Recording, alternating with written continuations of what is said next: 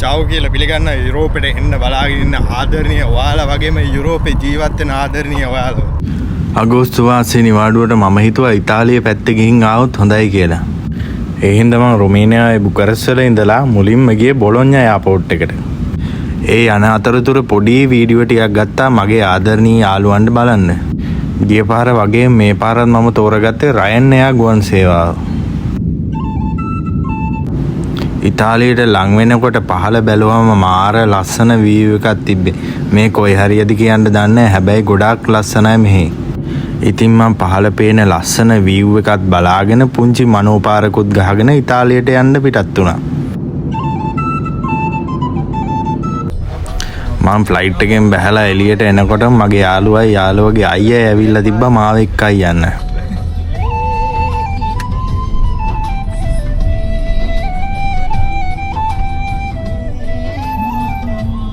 යාළුවට ඇඳුම් වගේක් ගන්න ඕන කියලා අපි ආව බොලොඤ්ඤා පැත්තේ තියෙන ලස්සන shopping mall එකකට.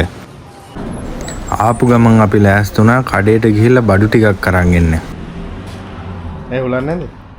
උලට කඩුවට තියෙන්නේ. ඕනොත් අපි දෙන්න. මේ ගමන යන්න මටත් ඉලෙක්ට්‍රික් සයිකලයක් හම්බුණා. දැන් ඒකේ තමයි අපි බඩු ගේන්න යන්නේ. චාව් මම දැන් ඉන්නේ ඉස්පෙලම් බෑර්තෝල.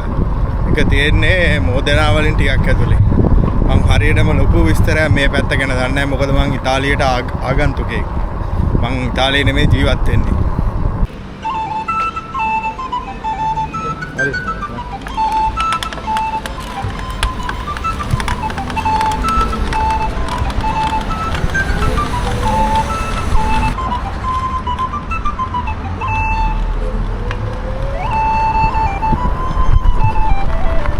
පොඩි බඩු වගේක් ගන්න තියෙනවා කිව්වා යාළුවට. ඒ හින්දා අපි පොඩ්ඩක් ආවා. මේකේ තියෙනවා කෝප් කියලා කඩයක් තියෙනවා. අපි ඒකට ආවා.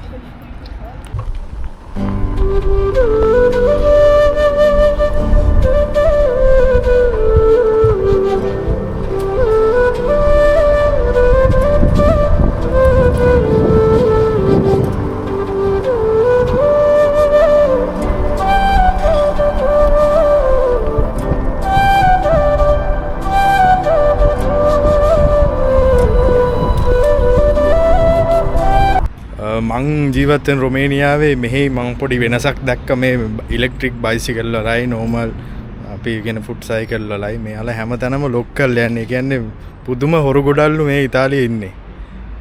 බලන්න මේ ඔක්කොම ලොක් කරලා තියෙන්නේ.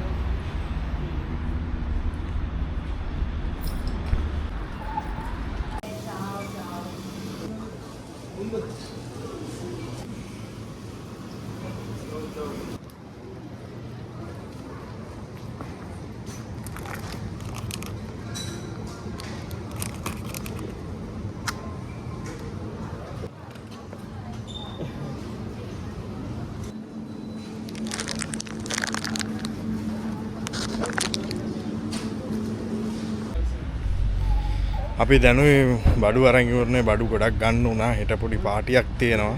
ඒකට යන්න.